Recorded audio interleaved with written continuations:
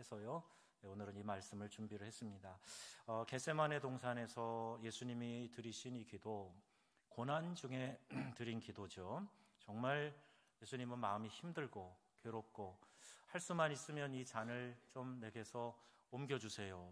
이렇게 기도할 만큼 참 절박한 그런 기도를 예수님이 드리고 있습니다. 예수님이 십자가상에서 하나님께 드린 기도, 거기에 몇 가지 기도와 같은 가상 7원 중에 3마디가 있는데, 누가복음에 보면 아버지여 저희의 죄를 사하여 주옵소서, 십자가상에서 이렇게 기도와 같은 말씀을 하시죠. 또 마태복음의 27장에 엘리 엘리 라마 사박다니, 이것도 하나님 앞에 절규하면서 드리는 기도 아닙니까? 나의 하나님 어찌하여 나를 버리십니까? 아버지와의 단절되는 그 괴로움 때문에, 외로움 때문에 드린 기도죠. 누가복음 23장에 보면 또 아버지여 내 영혼 아버지 손에 부탁하나이다, 이런 기도 하십니다. 이번 한 주간 새벽마다 십자가에서 하신 우리 주님의 말씀을 하나씩 묵상을 해보려고 하고요. 또 이제 부활주일, 주일 새벽에는 이 자리에서 우리 촛불을 켜놓고 예배할까 해요. 오늘 에스더 1 여전도에는 그 차림으로 오시면 좋을 것 같아요. 하얀 옷을 입고요. 지난 부활주일 때도 어떤 분들이 하얀 옷을 입고 오셨는데 겉에 이렇게 코트를 입고 오셔서 아무도 안 입고 오셨는 줄 알았더니 예배 시작하니까 싹 벗으시더라고요. 그래서 하얀 옷 입고 예배 드린 분들이 많이 계셨는데 좋았습니다. 새벽에 꼭 그렇게 오시면 좋겠어요. 주님과 함께한 마지막 자리에서의 기도가 지금 오늘 본문의 겟세마네에서 예수님과 함께하는 그런 기도인데요. 마지막 기도다 하는 걸 여러분 한번 의미를 가지고 생각을 해보세요. 공항에서 혹은 이병소에서 이제 헤어질 때 아쉬워하면서 눈물을 흘리는 그런 사람들이 많이 있죠. 저희 부부가 이제 프랑스에서 한국으로 영국 귀국할 때 당시 파리의 대학에 다니고 있던 우리 둘째가 거기 남아 있었는데 공항에 따라 나왔어요. 공항에 따라 나와서 얘도 참 마음이 자기 엄마가 닮아서 담대한 아이인데 공항에서 눈물을 뚝뚝 흘리고 서 있더라고요. 그래서 참 그 모습이 아직도 가끔씩 이렇게 기억이 납니다. 잠시 헤어지는 것도 이렇게 마음이 짠하고 이렇게 서운하고 그런 게 있는데, 만약 어떤 사랑하는 사람과 이게 마지막이라면, 마지막 전화 통화라면 어떤 마음이 들까요? 가끔 비행기에서 비행기 블랙박스 이렇게 건졌을 때 그런 것들도 나오지 않습니까? 마지막 그 비행기 폭파 직전에 비행기가 이제 필압돼 가지고 갈 때 이 하이저킹 해갖고 비행기를 이렇게 다른 곳으로 가져가, 이게 언제 폭발될지도 모르는 그런 상황에 있을 때 이게 마지막 통화일지도 모른다라고 하면서 전화를 하고 문자를 남기는 그런 일들. 비행기에서 문자 전화 된다는 거 아시나요? 전혀 모르시는 것처럼 반응하고 계시는데 전화 됩니다. 비행기에서 문자 통화도 돼요. 목회자에게 이게 마지막 설교라면 어떤 마음일까? 무슨 설교를 할까? 그런 생각을 종종 해봐요. 예수님은 공생의 마지막 순간을 사랑하는 제자들 몇 명과 기도하며 보내기 위해 겟세마네 동산에 올라가셨죠. 변화산을 비롯해서 중요한 곳에 가실 때는 예수님이 제자 3명 데리고 가셨어요. 자, 맞춰보세요. 누구죠? 베시, 베드로, 요한, 야고보, 안드레, 야고보, 베드로, 안드레, 요한, 이렇게 주로 3명을 데리고 가셔서 기도를 하시는데, 근데 예수님이 32절에 보니까 내가 기도할 동안에 너희는 여기 앉아 있으라, 이렇게 말씀을 하시더라고요. 그런데 앉아서 뭐 하라는 거겠어요? 그냥 놀고 있으라는 건 아니겠죠. 예수님이 기도하러 가셨으니까 너희는 여기서 기도해라, 그렇게 말씀하신 건데, 예수님은 이미 만찬에서 오늘 우리 성찬식 한 것처럼 최후의 만찬을 하시면서 내가 이제 잡혀가서 죽게 될 거다 말씀을 하셨어요. 베드로가 부인할 것이다. 닭이 3번 울기 전에 네가 나를 부인하게 될 거다. 닭이 울기 전에 3번 부인할 거다 말씀하셨어요. 근데 단 하루밖에 지나지 않았습니다. 신복 제자라고 말할 수 있겠죠. 가장 가까이에서 데리고 다니는 3명의 제자니까요. 그래서 그들과 기도하러 가셨고 너희는 여기 머물러 깨어 있으라 말씀을 하신 겁니다. 성경에 여러분 보시면요, 깨어라, 기도하라, 이게 항상 같이 가는 경우 많습니다. 성경에는 깨어 있다와 기도하다가 거의 비슷하게 사용이 되고 반복하는 효과로 사용이 되고 있어요. 그러니까 깨어 기도하자, 우리가 이렇게 하잖아요. 이게 사실은 2 단어예요. 깨어 있어라, 기도하라, 이 2가지 명령 동사입니다. 마가복음에서는요, 예수님의 인성을 강조한 복음서죠. 마가복음은 예수님이 인자, 그러니까 이 땅에 하나님의 아들이지만 사람의 아들, 인간으로서도 완전하신 분, 이걸 많이 강조하는 게 마가복음인데, 그 마가복음의 인성을 강조한 예수님의 마음이 잘 담겨져 있어요. 33절에 이렇게 되어 있는데, 심히 놀라시며 슬퍼하사, 예수님 감정을 잘 표현해 준 거예요. 놀라고 슬퍼하셨다. 이것을 쉬운 성경 버전으로 보니까 매우 근심하며 괴로워하셨다, 이렇게 되어 있습니다. 여러분, 이 표현을 한번 잘 생각해 보세요. 근심과 괴로움에 잠기셔서 지금 제자들에게 말씀하신 거예요. 여러분도 알잖아요. 마음이 좀 가벼워서 하는 얘기랑 무거운 마음으로 하는 얘기랑 느껴지잖아요. 그리고 예수님과 3년 동안 동고동락했던 제자들이 예수님이 이렇게 심히 근심하며 괴로워하며 하시는 말씀, 이게 도대체 어디로 듣고 있는 건지 모르겠어요. 심지어는 34절에 내 마음이 심히 고민하여 죽게 되었으니 너희는 여기 머물러 깨어 있으라, 이렇게까지 말씀하시거든요.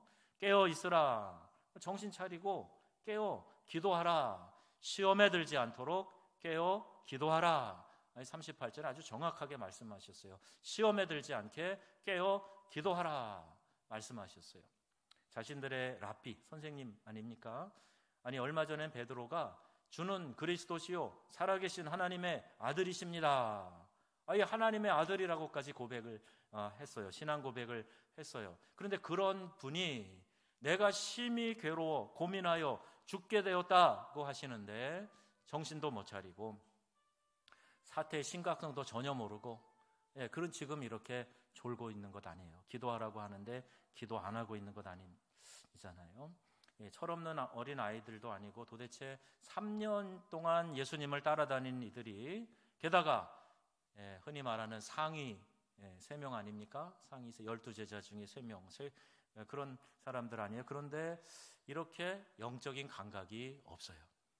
건강한 공동체는요, 우리 몸처럼 자율신경계가 움직여가지고 뭐 이렇게 심장이 펌프질을 한다든지 뭐 이렇게 저절로 돌아가는 것들이 있잖아요. 그것도 있어야 되고요. 또 대뇌에서 명령을 하면은 그 명령 계통에 따라서 움직여지고 그래야 돼요.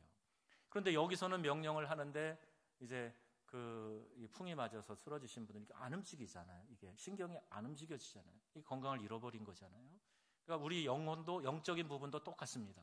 교회 공동체도 우리가 자발적으로 돌아가는 움직임이 있어요. 우리 교회도 그게 잘 돌아가고 있는데요, 때로는 조금씩 삐걱거리긴 해도 그래도 그렇게 자율신경처럼 움직이는 그런 활동들이 있단 말이에요. 또 어떤 일이 있어서 합시다 하고 여러분들이 이렇게 푸시하고 끌고 가면은 거기 움직여줘야 돼요. 반응을 해야 됩니다. 근데 그냥 몰라라 하고 가만히 있으면 건강을 잃어버린 거예요. 여러분, 내 영적 건강이 매우 약화되고 심지어는 병든 상태에 있을 가능성이 많아요. 그러니까 우리가 제자들이 이렇게 예수님이 정말 고민하고 죽게 돼서 하시는데 사태의 심각성도 모르고 영적인 감각도 없이 지금 이렇게 자고 있어요. 쿨쿨 자빠져 자고 있어요. 그러면 안 되는데 예수님이 깨어 기도하라 그랬는데 기도도 안 하고. 누가 주님의 마음을 좀 알 수 있을까? 여러분, 우리가 복음성가 많이 부르는데 아버지 당신의 마음이 있는 곳에 나의 마음이 있기를 원해요. 진짜예요? 여러분 마음이 정말 그러세요? 한번 다시 우리가 이거 한번 불러보면서 이 가사를 좀 음미해 보십시다. 아버지의 마음이 있는 곳에 내 마음이 있기를 원해요. 우리 예수님 마음이 있는 곳에 제 마음이 있기 원해요. 한번 같이 불러볼게요. 아버지 당신의 마음이 있는 곳에 나의 마음이 있기를 원해요. 아버지 당신의 눈물이 고인 곳에 나의 눈물이 고이길 원해요. 아버지 당신이 바라보는 영혼에게 나의 두 눈이 향하길 원해요. 아버지 당신이 울고 있는 어두운 땅에 나의 두 발이 향하길 원해요. 나의 마음이 아버지의 마음 하나 내 모든 뜻 아버지의 뜻이 될 수 있기를 나의 온 몸이 아버지의 마음 알아 내 모든 삶 당신의 삶 되기를. 아멘. 그럼 아멘이세요? 이 가사대로 사시기를 바랍니다. 아버지 마음이 있는 곳에 내 마음이 향하고 아버지 눈물이 고인 곳에 나도 같이 울게요. 아버지, 그리고 아버지가 원하는 그곳에 내 두 발이 가기를 원해요. 아버지 마음 알아서 아버지 뜻대로 살겠습니다. 이게 얼마나 좋은 신앙의 고백이에요. 신앙 좋다는 게 다른 게 아닙니다. 주님의 마음을 느낄 줄 알아야 돼요. 아버지가 무슨 마음을 갖는지도 모르면서 어떻게 효녀예요? 부모님의 마음을 잘 아는 사람이 효자, 효녀겠죠. 그래서 이 찬송가는 우리 다 안 부르겠는데, 주님 말씀하시면 내가 나아가리라, 주님 뜻이 아니면 내가 멈춰서리라, 나의 가고 서는 것 주님 뜻에 있으니 오 주님 나를 이끄소서. 뜻하신 그곳에부터 불러봅시다. 뜻하신 그곳에, 뜻하신 그곳에 나 있기 원합니다. 이끄시는 대로 순종하며 살리니 연약한 내 영혼 통하여 일하소서. 주님 나라와 그 뜻을 위하여 오 주님 나를 이끄소서. 오 주님 나를 이끄소서. 아멘. 말씀하시면 나아가기도 하고 말씀하시면 멈춰 서기도 하겠습니다. 여러분, 이 고백이 쉬운 고백 같은데요, 어떤 경우에 쉽지 않더라고요. 내 고집, 내 자존심 때문에 그만둬야 되는데, 여기서 멈춰야 되는데, 그거 알면서도 그놈의 고집 때문에 그냥 미련하게 나아가는 사람들이 있어요. 말씀이 있어도 내 고집, 내 뜻, 내 자존심 때문에 순종하지 않으면 그게 바로 불신앙이에요. 그게 불신앙이에요. 그렇게 생각만 한번 해줬다고 그게 신앙이 아니라 행동까지 가야 진짜 믿음이라 그랬죠? 그게 진짜 신앙입니다. 내 자아가 껍질을 깨지 못하고 사는 사람들은 말씀이 있어도 그거 순종하기가 여간 그게 어렵고 곤욕스러운 게 아니에요. 자, 여러분, 말씀에 유연하게 반응하고 순종하시기를 바랍니다. 주의 말씀이 주어졌으면 우리가 함께 힘을 모아서 해야 되면 으쌰 같이 하는 사람이 교회를 사랑하는 사람이지, 어디 한번 해봐라 이러고 구경하는 사람 절대 교회 사랑하는 사람 아니에요. 절대 믿음 있는 사람 아닙니다. 주님이 말씀하시면 나아가기도 하고, 주님 말씀하시면 멈춰 서기도 하고, 내 뜻과 고집 버리고 말씀에 순종하시기를 바랍니다. 고민하시는 주님의 마음이 여러분에게 이렇게 순간순간 느껴지는 거, 이게 큰 축복이죠. 우리 안에 하나님께서 계시는데요, 이 성령 하나님을 탄식하게 하고 그렇게 기뻐하게 하고 하는 거 우리가 느낄 수 있단 말이에요. 내 안에 하나님이 근심하시는구나 알 수 있단 말이에요. 그런데 근심하심에도 불구하고 내 뜻과 고집을 강행하면 안 됩니다. 어떻게 하면 우리 주님이 우리 안에서 기뻐하실까? 하나님이 우리 안에서 기뻐하시면요, 정말 우리의 삶이 그냥 말 그대로 익사이팅한 거예요. 이 안에 막 즐거움이 솟아납니다. 주님이 기뻐하시는 게 느껴지기 때문에 나도 막 감동이 되는 거예요. 그래서 막 헌신이 나오고 기쁨이 충만하고 그런 거죠.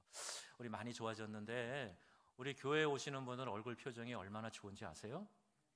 여러분들이 얼굴을 이쁘게 만들어서만 좋은 게 아니고요. 요새 여러분 표정에 은혜가 있습니다. 더 넘쳐나시기를 축복합니다.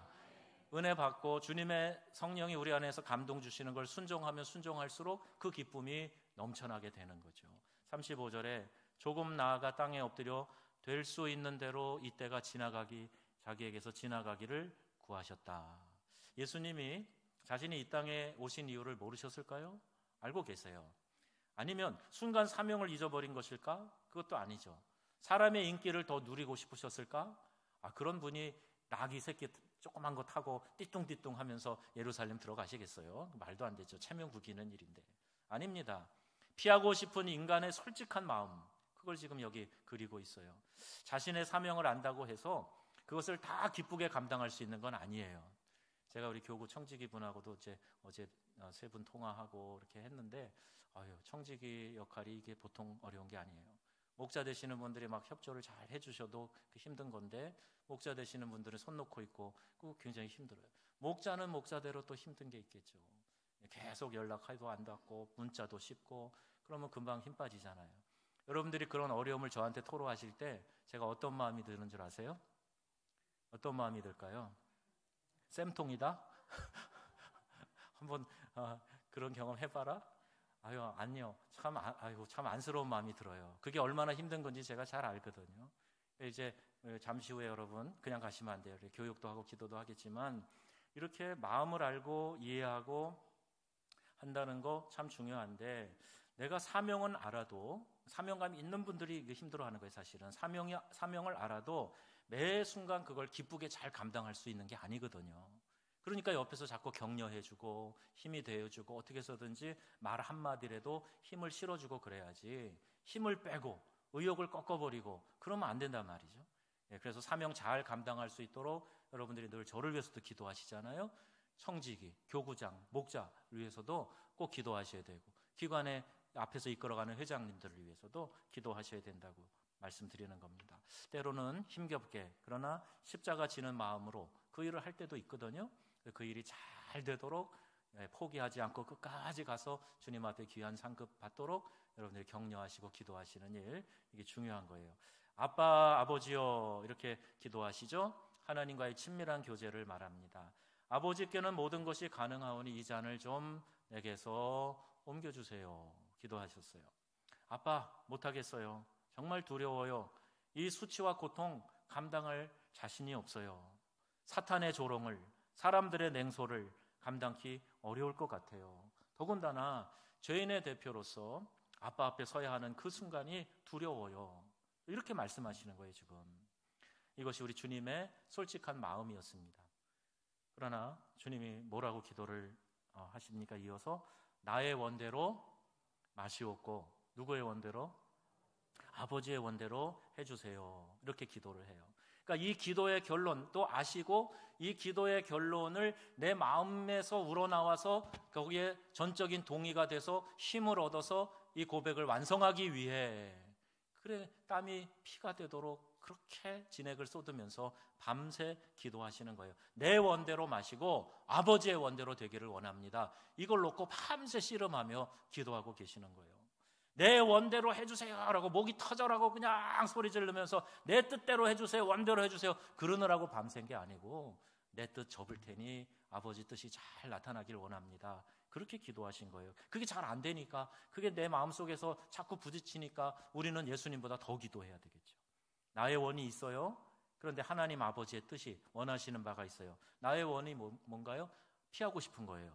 아버지의 뜻이 뭔가요? 하나님의 원하시는 것 십자가를 지고 인류를 구원하라는 거예요. 그 아버지의 뜻을 잘 아시기 때문에 내 이 도망가고 싶은 마음을 내려놓고 아버지 하나님의 뜻을 따라가기를 원합니다. 그렇게 기도하신 거죠. 예수님이 사역 전에 40일 광야에서 금식하십니다. 사역 중간에도 습관을 따라서 종종 기도하러 가세요. 겟세마네 누가복음에 보면 이 겟세마네에서 기도하셨다. 또 감람산에서 기도하셨다. 자, 이런 표현이 나와요. 우리 성지순례 갈 때 감난산 가봤죠. 오늘과 같이 간절한 기도를 드린 이유가 뭔가? 하나님 아버지의 뜻을 잘 따라가기 위해서 이렇게 간절히 기도했어요. 여러분, 이번 특세 기간에는 이렇게 한번 약속하세요. 나 이렇게 주문서를 올려드립니다. 이것대로 해주세요. 그러지 마시고요. 여러분의 원하는 바가 있어도 아버지의 뜻이 전적으로 이루어지기를 원합니다. 아버지의 뜻을 깨닫게 해주세요. 깨닫고 순종하게 해주세요. 이걸 놓고 한번 좀 간절히 기도해 보세요. 신앙인은 내가 원하는 것이 하나님의 뜻과 일치하는가 아니면 그에 맞지 않는가, 이 감각적으로 알 수 있어요. 영적으로 민감성이 조금만 있어도 내가 지금 하나님 앞에 떼부리고 기도하는 것이 아버지의 뜻은 아니겠구나 하는 것을 깨닫게 됩니다. 그래서 기도 열심히 하다 보면요, 기도의 말미에 가가지고는 그래도 하나님 이렇게 돼야 되겠죠? 자기가 답을 다 알아. 이렇게 돼야 되겠죠? 주님의 뜻이면 그렇게 이루어 주세요 라고 기도의 마지막이 마무리되는 경우가 많습니다. 입으로 하나님의 뜻이라고 말하여도 지금 내 영혼은 지금 내가 하는 일이 하나님의 뜻인지 아닌지 알아요. 깊이 기도하면 깨닫게 해주시기 때문입니다. 그런데 간혹 우리의 기도가 예수님의 기도와 다른 부분이 있는데, 기도하면서 내 뜻을, 내가 원하는 것을 내려놓으려는 그런 몸부림치는 것이 아니라 그것을 얻어내려고 몸부림친다는데 문제가 있는 겁니다. 하나님 해 주셔야만 합니다. 그동안 그렇게 믿어드렸는데 정말 이러시기에요? 하나님 이러시면 저 삐칠 거예요. 교회 몇 달 안 갑니다. 마치 이렇게 따지듯이 하나님 앞에 기도하는 거, 이게 옳은 기도가 아니에요. 철없는 아이들은요, 자기가 원하는 대로 돼야 잘 되었다고 생각합니다. 비록 그것이 형편없는 일일지라도 자기 뜻대로, 자기 고집대로 해야 직성이 풀리는 거예요. 자기 멋대로 하고 싶은 게 인간의 죄악된 본성이니까요. 그래서 흔히 그 얘기 하잖아요. 제가 주기도문 강의 때도 얘기했는데, 아이가 밥을 퍼서 먹는데 아직 막 이리저리 흘려요. 그래서 부모가 좀 잡아주려고 그러면 뿌리칩니다. 노라는 거예요. 내 마음대로 할 거야. 흘리거나 말거나, 내가 다 쏟거나 콧구멍으로 들어가거나 말거나 내 멋대로 할 거야. 이게 아이가 그때 이제 한참 자아가 생기면서 하는 현상이에요. 이게 우리의 본성입니다. 하나님은 우리의 삶에 구원을 베푸시는 하나님이신 줄 우리가 믿고 있는가? 영적 강건함을 유지하고 계속해서 내 영성이 자라는 것이 하나님의 뜻이라는 것을 내가 알고 있는가? 한번 생각해 보세요. 질병에서 고침받아 건강하게 되는 것이 하나님의 뜻입니까? 아닙니까?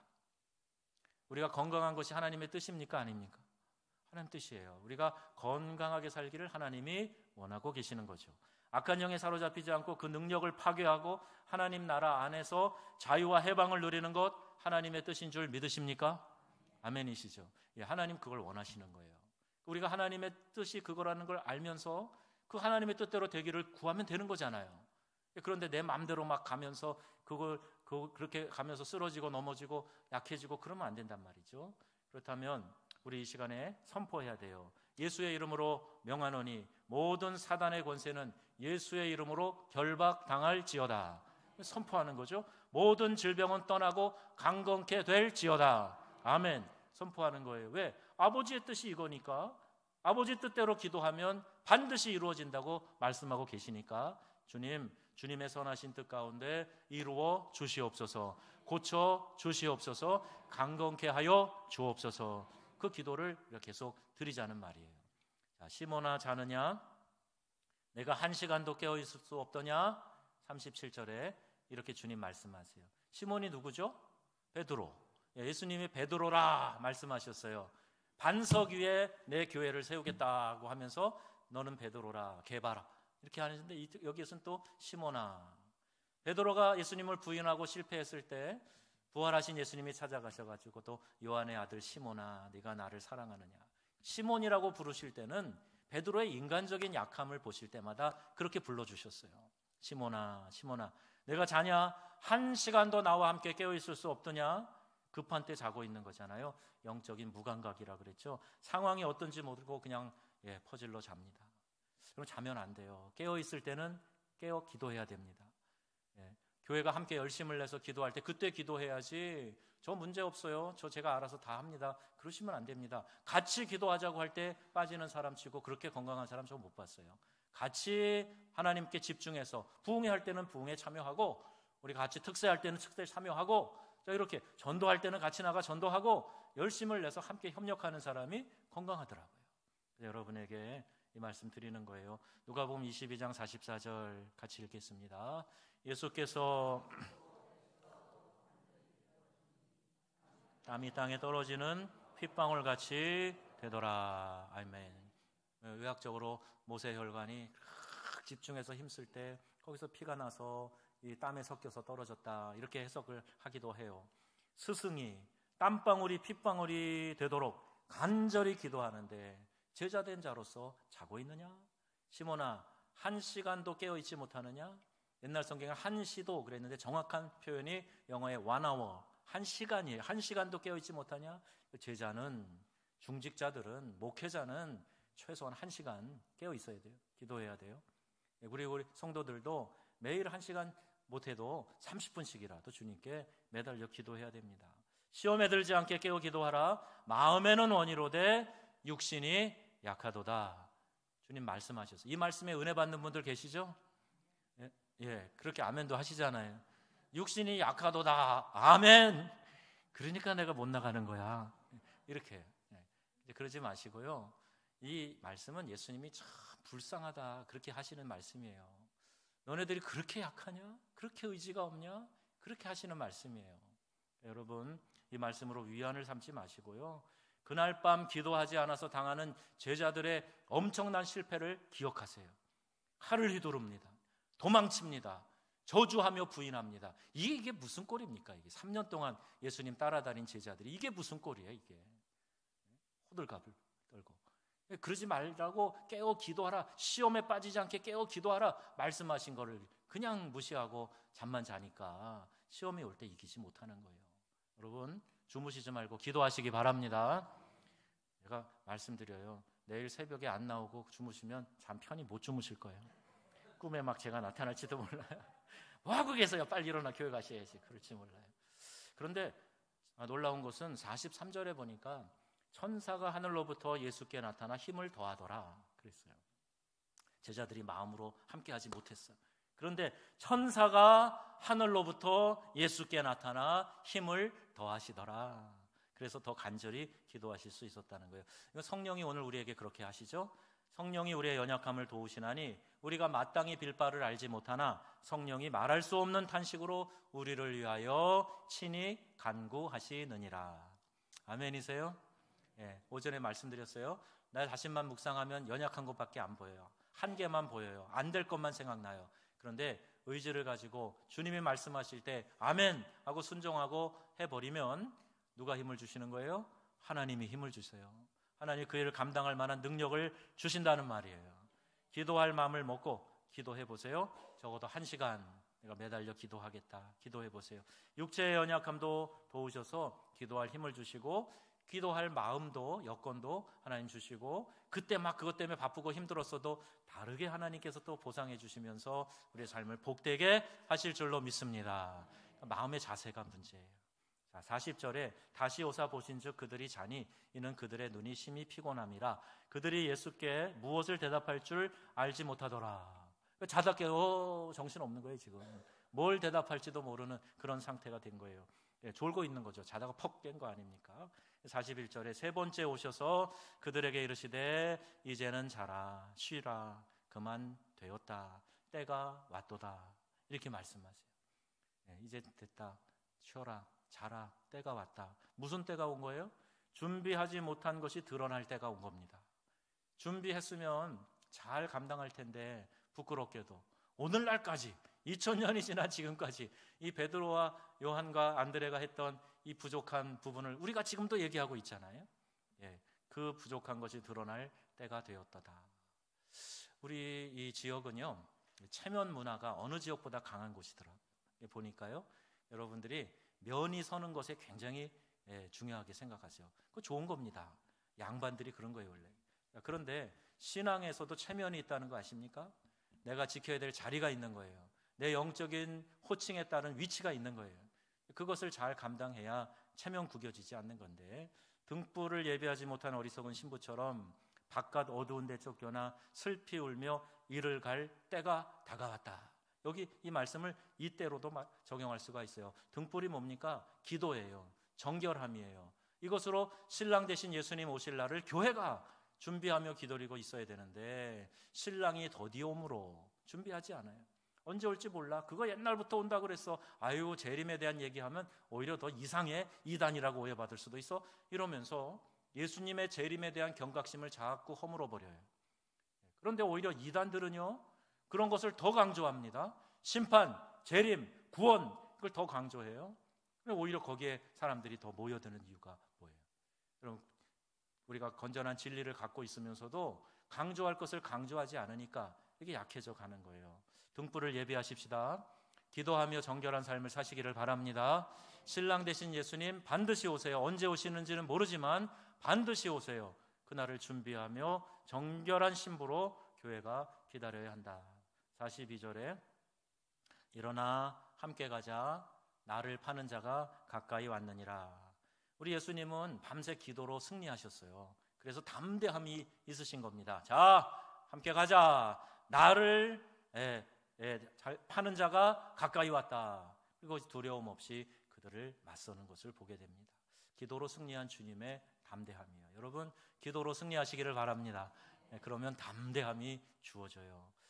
이번 고난 주간에 고통 중에 드린 예수님의 기도, 이거 우리가 깊이 묵상하려고 해요. 십자가상에서 예수님이 한마디 한마디 하셨던 것, 어떤 의미가 있을까 한번 생각하며 적용해 보려고 그래요.